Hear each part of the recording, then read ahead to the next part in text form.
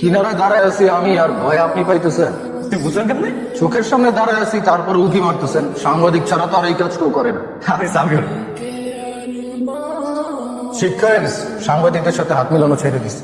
2.5 বছর ধরে ইমিগ্রেশনে পোস্টিং আমার। ভাবছিলাম আমার দৌড় ওই মালয়েশিয়ার লেবারদের পাচার ঠেকানো পর্যন্ত, কিন্তু সেদিন মেঘনা থেকে বজ্রপাত হয়ে গেল। মনে হচ্ছিল একদিনের জন্য ওর বয়স বাড়ে না। নিজ হাতে মানুষ খুন করতে পারলে হয়তো নিজে এভারগ্রিন থাকা যায়, কে জানে। সন্দেহ হওয়ার সাথে সাথে আমি ওসি স্যারকে গিয়ে সব রিপোর্ট করলাম। ওসি স্যারও তার নিজের মতো করে সব ক্রস চেক করে দেখলো। ওকে যখন নিয়ে যাওয়া হচ্ছিল তখন একবার শুধু ফিরে তাকাইছিল। ওর 2 চোখে আমি শুধু অন্ধকার দেখতে পাচ্ছিলাম। ঝড় নামার আগে এইভাবেই মেঘ কালো হয়ে জমে থাকে। কিন্তু জমে তো গেছিলাম আমরা, আমি টেবিলে আর ওসি স্যার ফোনে। একটার পর একটা কল আসতে থাকলো আমার কাছে। উপর মহলের আশীর্বাদ আসার সাথে সাথে ওসি স্যার বরফের মতো গলে গেল। মাত্র আধা ঘন্টার মধ্যেই চলে আসলো ক্লিনটনের ক্লিয়ারেন্স। কিছুক্ষণের জন্য ভাবছিলাম আমরা বোধহয় ওর ভাগ্য লিখে ফেলতে পারছি। Welcome to Bangladesh. অথচ ক্লিনটনই আমাদের কপালে সিলগালা দিয়ে বের হয়ে গেল। তার মানে তুই নিউজটা ছাপাইলে আপনার অফিসার এমনি বুঝতে পারতো এই লিখকে দিচ্ছে। তখন না হয় চাকরি নিয়ে টানাটানি করতো, এখন তো জীবন নিয়ে টানাটানি করে গেছে। আমার বিশ্বাসই হচ্ছে না আমার পত্রিকার লোকজন হিসেবে ইনভলভ। আরো অনেকেই ইনভলভ। কারা?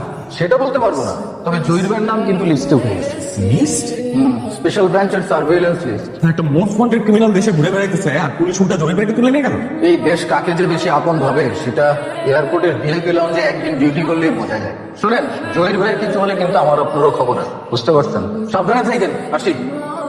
আর হ্যাঁ শোনেন, আপনি কিন্তু আমাকে চেনেন না। আমি তো আপনার এমনিও চিনি না ভাই। ভালো।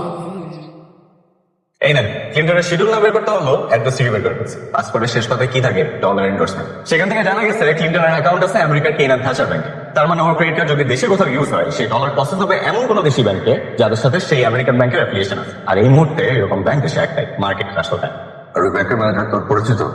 ভাই আমার দেখে মনে হয় কোনো ব্যাংকের ম্যানেজার আমার 2 বছর দাম দিবে? মার্কিন ইন্টারন্যাশনাল কল সেন্টারে কাজ করে আমার বন্ধু। না, নাম বলা যাবে না। যাই হোক, পরের দিন তুলতে হয়েছি পরের দিন হ্যান্ড নিয়ে অফিস থেকে সব ইনফরমেশন বের করে দিচ্ছে। ট্রানজাকশন হিস্ট্রি অনুযায়ী ইন্টারনেট ক্রেডিট কার্ড সর্বশেষ হোটেল রোজবার্ডে পাঁচ করা হয়েছে। বলেন রোজবার্ডে হানানি কি হবে? আমরা এখনই হানানি শুরু করার দরকার নাই, আমি ধীরে সুস্থে আপডেট জানাচ্ছি তোকে।